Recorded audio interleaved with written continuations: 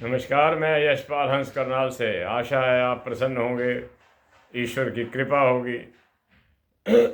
संताने आज्ञा में वातावरण ठीक होगा,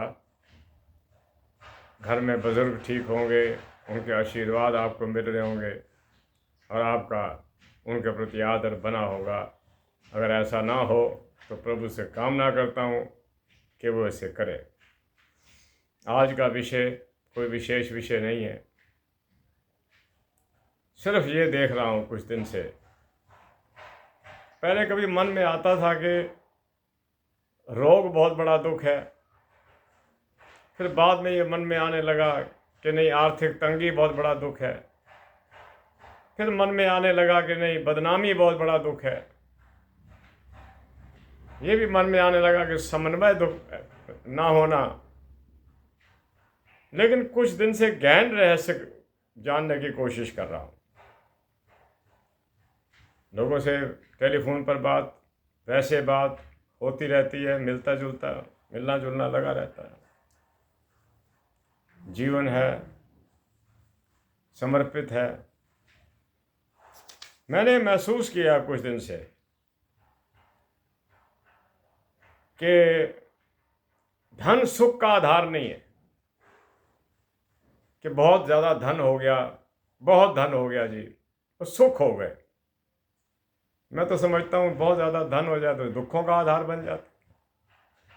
वो आदमी उसको समेटने में ही लगा रहेगा, उसको खतरा लगा रहेगा, ये इसका कोई मेरी कंप्लेंट ना हो जाए, या इसका कोई उठा ना ले, कोई संभालूं कैसे।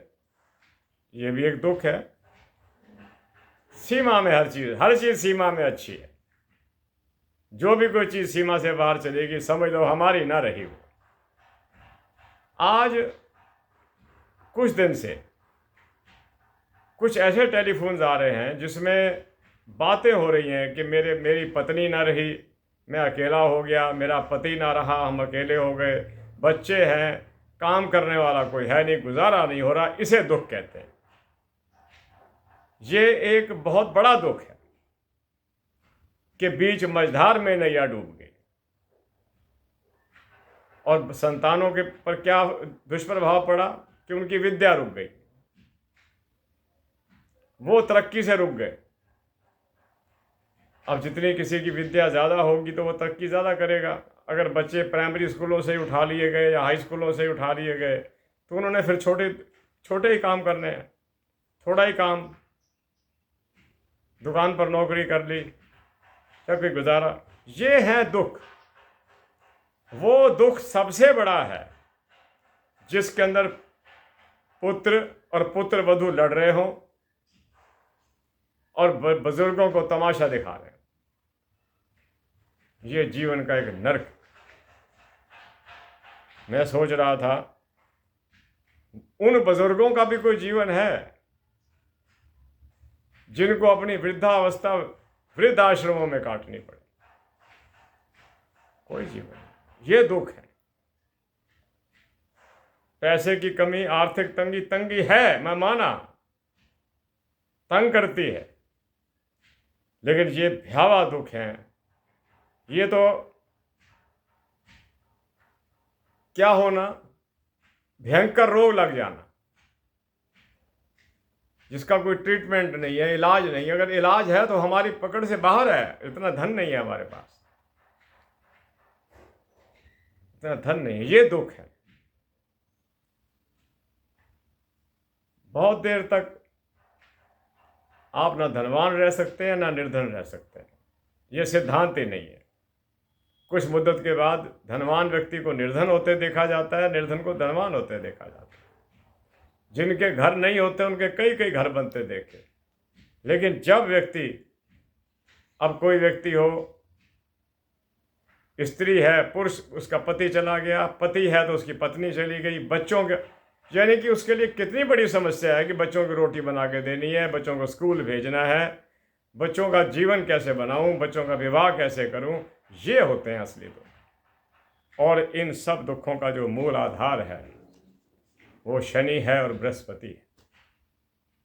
इसको मैंने 3-4 दिन स्टडी किया। और समझने की कोशिश करी है कि ये हैं दुख।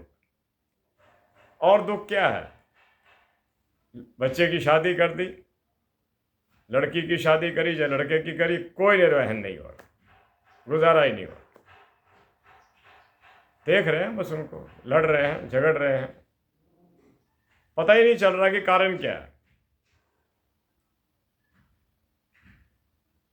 कोई अंग का विकलांग हो जाना, कोई ऐसी बीमारी का लग जाना जिसका कोई ट्रीटमेंट ना हो। मैं तो ये समझता हूँ कि शुगर का मरीज भी बड़ा दुखी है, जिसकी शुगर बंद ही नहीं होनी। ये दुख है, प्रॉब्लम्स हैं, और इनका कारण शनि, बृहस्पति। आज मैं उस पर थोड़ी सी चर्चा करता हूँ, समय आपका बचाने की कोशिश करता हूँ। और आज मेरे मन में भी यह था कि दुख बहुत सारे हैं, कोई ये नहीं कि एक प्रकार का ही कोई दुख है। किसी को कोई लगा हुआ है तो किसी को कोई लगा हुआ। खैर, कईयों के पास मकान नहीं है अपना, छोटी सी बात नहीं है, ये छोटा सा सिस्टम नहीं है कि मकान ना हो, बहुत बड़ी बात है। मकान नहीं है अपना रेजिडेंस, किराए में रहना, किराए में रहना। और फिर वहाँ की महिलाओं को ये समझ आ रही होती है कि हम सफाई तो पराए घरों की कर रहे हैं। ये भी एक दुख है। अब मैं इन दुखों को दूर करने के लिए आपको ये बताता हूँ, और अक्सर बताया करता हूँ, छोटे छोटे दान किया करो। शनि के दान बताता रहता हूँ कि पताशे कर दिया करो, गुड़ रख दिया करो। आज मैं आपको और चीज़ एक ऐड करता हूँ। अगर आप वाकई इन भयंकर रोगों में फंसे हुए हैं, लोहे के 2 टुकड़े लीजिएगा, लोहे के, जो कहीं खराद वगैरह पे आपको मिल जाएंगे। एक टुकड़ा नदी में गिरिएगा और एक अपने घर पर रख दीजिएगा। अगर उनमें से कोई गुम हो जाता है, आपके पास जो गुम हो जाता है, तो एक और ला के रख दीजिएगा। ये शनि का भी बहुत बड़ा उपचार है। शनि लोहे का मालिक है। और मैं आपको ये स्पष्ट तौर पर कहना चाहता हूँ कि कोई भी मृत्यु, कोई भी बीमारी या कोई भी ऐसा असीमित कष्ट बिना शनि के हाथ लगे नहीं लगता। और बृहस्पति जो है, ये बुद्धि भ्रष्ट करके हमारे से गलतियां करवाता है। अब कई लोग, अब ये देखिए, महाराज बृहस्पति, अगर ये बृहस्पति किसी की कुंडली में खराब हो, मैं यहाँ सब्जेक्ट पे आ रहा हूँ, अपने विषय पर आ रहा हूँ। अगर किसी की कुंडली के अंदर बृहस्पति डिस्टर्ब हो, मुझसे कोई पूछ भी रहा था कुछ दिन पहले कि बृहस्पति पर कोई चर्चा कीजिए। चर्चाएं तो हुई पड़ी हैं, हमने तो केवल आपको बताना है कि ग्रंथ ये वर्णित कर रहे हैं और इसके उपचार क्या है। इसका दौलत का मालिक है, स्वर्ण का मालिक है, सोने का, अध्यात्म की दुनिया का मालिक है, विद्या का मालिक है, और शक्ति का स्वामी। यानी कि ये लोग इतने समाज के अंदर स्टेटस वाले होते हैं कि जिनको लेकर देखकर आम आदमी प्रणाम करता है। जब ये कुंडली में डिस्टर्ब हो जाए तो दुखों का। अच्छा, एक और बात मैंने आपको बता रखी है, उच्च का बृहस्पति काम करे ना करे, नीच का कर जाएगा, नीचता दिखा जाएगा अपनी। क्या होता है, नीच का गुरु शत्रुओं की भरमार करता है। पति और पत्नी में से एक का विखंडन हो जाना कोई बड़ी बात नहीं, डाइवोर्सेस हो जाना, अलग हो गए, इकट्ठे ना रह सके। और विद्वान होकर भी इनके एक्ट्स एंटी सोसाइटी होते हैं। इनके जो एक्शंस हैं वो समाज के विरोध में काम करते हैं और ये बदनाम हो जाते हैं। मैं बता रहा था आपको कि आप सुनहला धारण कीजिए, बहुत लाभ करेगा। हल्दी का दान कीजिए, बहुत लाभ होगा। केले का दान कीजिए, बहुत लाभ होगा। जो ये मैंने आपको ये 3-4 गिनवाए ना अभी, ये कष्ट क्या कम है? घर में किसी की मृत्यु हो जाना, जिसकी आयु ना हो, ये सारा कुछ शनि करता है। उसके लिए आप लोहे के 2 सिक्के बनवाइएगा, एक नदी में प्रवाहित कर दीजिएगा, एक को अपने पास रखिएगा, 2 रख लीजिएगा कि अगर एक गुम भी हो जाता है तो दूसरा पड़ा रहे, ताकि ये क्रम आपका बना रहे। बच्चों का अनाथ हो जाना, कि जी कार में कोई एक्सीडेंट हुआ, माता पिता दोनों चले गए, बच्चे अकेले रह गए। अब कुछ सामर्थ्य तो इसमें किसी में इतनी होती नहीं, अगर होती है तो वो पाल नहीं सकते बच्चों को। पाल अनाथालय में जो थोड़ी वाला है, जिसके पास थोड़ा धन है, वो क्या करेगा? अनाथालय में ही भेजेगा। हाँ, कईयों का भाग्य बड़ा अच्छा होता है, वो अनाथालय में जाकर भी पढ़ लिख जाते हैं और उन्नति को प्राप्त कर जाते हैं। मैं बृहस्पति के बारे में आपको बता रहा था। देखो, एक तो आदमी के पास पैसे ना हो और एक उसको भयंकर रोग लग जाए, भगवान ना करे किसी को भयंकर रोग लगे, वरना आदमी इतना खर्चा कर बैठता है कि उस खाली हो जाता है। तो मैं आज बृहस्पति पर चर्चा थोड़ी सी इसलिए कर रहा हूँ कि करीब ही नहीं थी, अरसा हो गया बृहस्पति पर चर्चा नहीं करी। अगर किसी का बृहस्पति बिगड़ जाए, आर्थिक चोट तो देगा ही देगा। अगर किसी की कुंडली के अंदर राहु के बाद बृहस्पति की दशा शुरू हुई हो और बृहस्पति अस्त हो, तो समझ लीजिए दिवाला निकलेगा। वो व्यक्ति काम भी नहीं कर पाएगा और बेईमानी भी नहीं कर पाएगा। ये बातें देखी अजमाई हुई हैं हमारी। काम भी नहीं कर सकता और उसका बेईमानी करने को मन भी नहीं करेगा, क्योंकि है तो बृहस्पति की दशा के अंतर्गत। मेरे प्यारे बंधुओं, मैं आपको निवेदन कर रहा हूं, और पहले भी मैं कई बार कह चुका हूं, कर्जे लेकर कभी धर्म कर्म ना करना। बृहस्पति और रूठ जाएगा। आपके पास 10 रुपए हैं, 100 रुपए हैं, 500 रुपए हैं, आप उसी में कर दीजिएगा जो करना। ये नहीं किसी से लिया, अनाउंस हुआ और आपने हजारों लाखों रुपए लेकर दान किया, ये बृहस्पति को स्वीकार ही नहीं है। क्योंकि दान हम इन्हीं देवता लोगों के लिए करते हैं, बृहस्पति भी उसमें देवता है। पीले वस्त्रों का प्रयोग अवश्य कीजिए। पीले वस्त्र बृहस्पति जिसका डिस्टर्ब हो उसके लिए बहुत अच्छे हैं। पीली चीज़ों का ही तो दान है। हल्दी का, केले भी तो पीले रंग के ही हैं, पेड़ इसका पीला है, छिलका इसका पीला है। दान कीजिएगा ताकि घर में धन भी आए, घर रोग मुक्त रहे, डाइवोर्सेस ना हो, बच्चे लड़े नहीं, तलाक के कगार पर ना खड़े हो जाएं और माता पिता के लिए समस्याएं खड़ी ना हो जाएं। लगन में मैं बताता होता हूँ कुछ लाभकारी चीज़ें। अगर लगन में गुरु और मंगल इकट्ठे बैठ जाएं, वो व्यक्ति जन्म से ही धनवान होगा। और मंगल का लगन में होना ठीक नहीं है, चाहे बृहस्पति के साथ बैठा है, लेकिन ये आदमी को क्रोधी, आक्रोशी और बदलेबाज बनाएगा। एक बात मैं आपको आज और बताना चाहता हूँ। मैंने जिनकी कुंडली के अंदर सूर्य और मंगल को इकट्ठा देखा, सूर्य भी ठीक है, सूर्य तो ठीक रहता है, मंगल अगर अस्त भी है या मंगल अगर मार्गी है, पति पत्नी में तो युद्ध लो साहब। और कष्ट क्या है?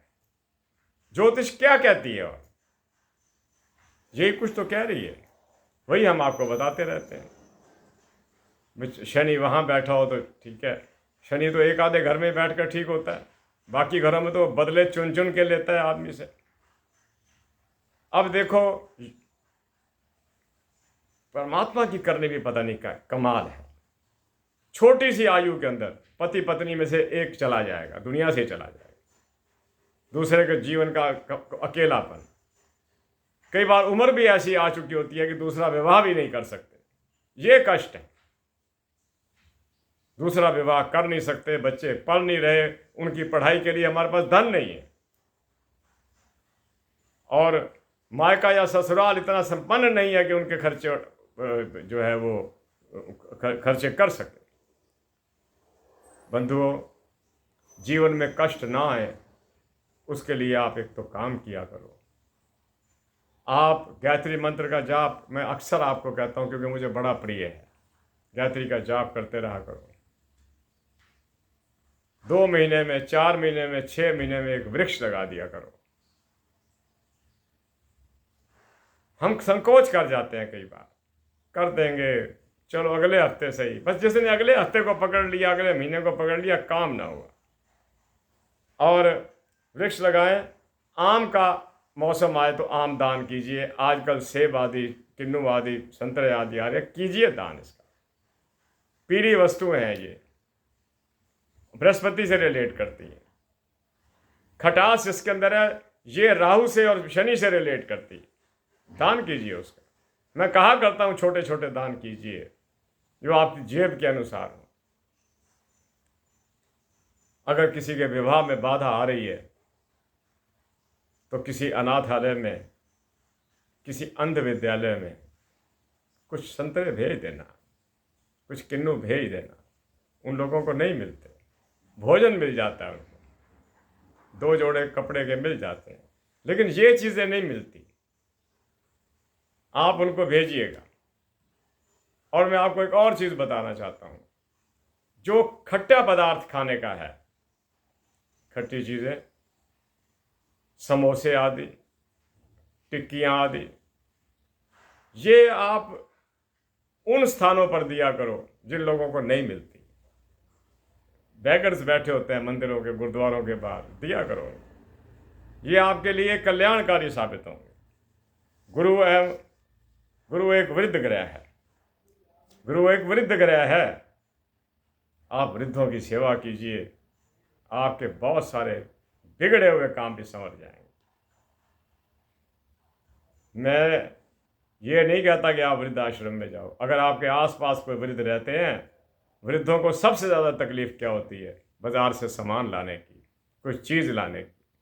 अगर आप जवान हैं तो आप उनका काम कर दिया करो।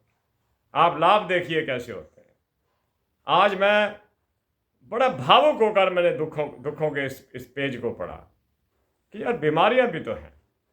कोई डायबिटिक पेशेंट है, किसी को फोड़े निकले पड़े हैं, किसी को भगंदर है, किसी को बवासीर है, किसी का दिमाग पूरा काम नहीं करता, किसी की मेमोरी नहीं है, किसी की आंखें बनने वाली हैं, किसी के दांतों का डेंचर ही साफ हो गया है, नया लगेगा। अरे बीमारियों का, बुढ़ापा बीमारियों का घर है। आप बूढ़ों की सेवा कीजिए, आपका बृहस्पति ठीक हो जाएगा। बृहस्पति को ठीक करना कोई मुश्किल नहीं है, ये वृद्धों का मित्र है, वृद्ध है। आगे बता रहा था, अगर आपकी कुंडली के अंदर गुरु और राहु इकट्ठे हो गए, चंडाल योग बन गया, तो राहु के इलाज कर दीजिए, राहु के उपचार कर दीजिए, आपको लाभ होगा। क्योंकि बृहस्पति अपनी उदारता नहीं छोड़ता और राहु अपनी शरारत नहीं छोड़ता। आप उदारता वाले को तो रहने दीजिए, आप शरारत वाले का कीजिएगा। मूलियां दान कीजिएगा, नीला वस्त्र दान कीजिएगा। क्योंकि जो ये जन्मजात आदमी को कष्ट मिल जाते हैं कि पैदा हुआ और घर में पैसे नहीं, माँ बाप दे नहीं पा रहे, पढ़ाई नहीं हो पा रही, माता पिता चले गए दुनिया से। वो सुनते, कई बार सुनता हूँ, गाड़ी का, कार वाले थे, एक्सीडेंट हुआ, 2 बच्चे तो बच गए, माता पिता चले गए। बच्चों को कौन पाले? अब उनके जो माता पिता होते हैं, दादा दादी, वो इतनी समर्थवान ही नहीं होते, शरीर भी काम नहीं कर रहा होता, कोई पैसे भी जरूरी नहीं कि बहुत हो, तो आप समाज का उस अंग के साथ मिल जाइए। मैं कहता हूं साहब, जीवन में अगर एक आदमी की भी सेवा कर दी है ना, बहुत है। तो मेरे प्यारे बंधुओं, 20 मिनट होने को आ रहे हैं। मैं चाहता हूं कि बात को ख़त्म करूं। शनि का दान, पीपल को पताशे बिल्कुल ना भूलना। आज मेरे ख्याल मंगलवार है, मत भूलना हनुमान जी के दर्शन कराना। आपकी जो मनोकामनाएं हैं पूर्ण होंगी। गुड़ रखाना या मीठी रोटियां रखाना, या बाहर कोई बच्चे खड़े हों उनको दे देना। वहाँ पर श्वान होते हैं, उनको भी कोई ब्रेड वगैरह डाला करो, वो भी इंतज़ार कर रहे होते हैं। शनि के लिए लोहे का सिक्का मैंने बताया, वो करते रहना। और बातें बहुत हैं। जब दुखों की किताबों को दृष्टिपात करता हूँ, हिल जाता हूँ बस। और यही कहता हूँ, परमात्मा बस कृपा कर, कृपा। ये मनुष्य बहुत ताकतवर नहीं है, एक कमजोर आइटम है मनुष्य जो है। छोटे छोटे दुख तो सह जाता है, कोई बड़ा भारी दुख आ पड़े कोई नहीं सह पाता। तो मेरे प्रभु, हमारे अवगुणों का फल मिलता होगा ना। मीरा ने ठीक भजन लिखा था, प्रभु जी मेरे अवगुण चित न धरो। भगवान के आगे किसी दिन लेट जाया करो, डांस करने लग जाया करो परमात्मा के आगे, चित्र के आगे डांस करना शुरू कर दो। भगवान के आगे नाचो, दुनिया के आगे नहीं नाचना पड़ेगा। नाचिए भगवान के आगे कि महाराज मेरे पे कृपा कर, प्रभु जी मेरे अवगुण चित न धरो, मेरे अवगुण को चित न धरो, माफ कर दो मुझे। और जिस दिन उसने माफ कर दिया ना, बन जाओगे कुछ। और जिस दिन उसकी नजर टेढ़ी पड़ गई ना, तबाह हो जाओ। मैंने बड़े बड़े धनवान लोगों को, जो अपने आप को कुछ कहते थे हम हैं, न रहे साहब। मैंने बदलते देखा, बड़े बड़े ताकतवरों को बदलते देखा। मैं सिकंदर हलाकू आदि की हिस्ट्री पढ़ता हूं। अरे साम्राज्य तो तुम्हारा विश्व में चला गया, लेकिन तुम तबाह हो गए, क्योंकि परिवर्तन अंग है, परिवर्तन तो होना है। हिटलर ना रहा, जिसने 60,000 लोगों को चैम्बर में मार दिया। मुसोलिनी ना रहा, मुसोलिनी को तो वहां की जनता ने ही मार दिया। साहब बस मैं यही कहता हूं, मेरा आज का ये शब्द है, आपको मंत्र दे रहा हूं आपको, कि प्रभु के आगे नाचिए, दुनिया के आगे नहीं नाचना पड़ेगा। प्रभु के आगे याचना कीजिए, दुनिया के आगे याचना नहीं करनी पड़ेगी। और सुबह शाम गाना आता है ना, सुबह सवेरे लेकर तेरा नाम प्रभु, करते हैं हम शुरू आज का काम प्रभु। सुबह लीजिए उसका नाम। जीवन में कष्ट आएंगे, कम आएंगे, बर्दाश्त के, you will be able to tolerate them. आज मैंने जो पुस्तक पढ़ी, कल 3-4 दिन से पढ़ रहा हूँ, संसार में दुख, वो बातें तो मैं आपसे नहीं कर सकता, दुख कितने हैं बता सकता हूँ कि दुख बहुत हैं। कई दुखों का तो वर्णन ही हम नहीं करते कि किसी के मन को आघात ना पहुंचे। इसी के साथ करनाल से मैं यशपाल हंस आज थोड़ा सा बोझल मन लिए हुए, लोगों के दुखों पर चर्चा करते हुए, उसके थोड़े से उपचार बताते हुए, उस परम पिता परमात्मा से प्रार्थना करता हूँ कि हे परमात्मा, हे परमात्मा, बस कृपा कर, कृपा कर। माँ सरस्वती सबको मेधा प्रज्ञा बुद्धि से पहले सद्बुद्धि प्रदान कर। व्यक्ति अपनी भूल के माध्यम से कहीं अपनी कश्ती डुबो न बैठे, कहीं अपना विनाश न कर बैठे। कृपा करना, कृपा करना, कृपा करना। जय जगत, जय भारत। ईश्वर आपको प्रसन्न रखे, माता की कृपाएं आप पर बनी रहें। नमस्कार, पुनः नमस्कार।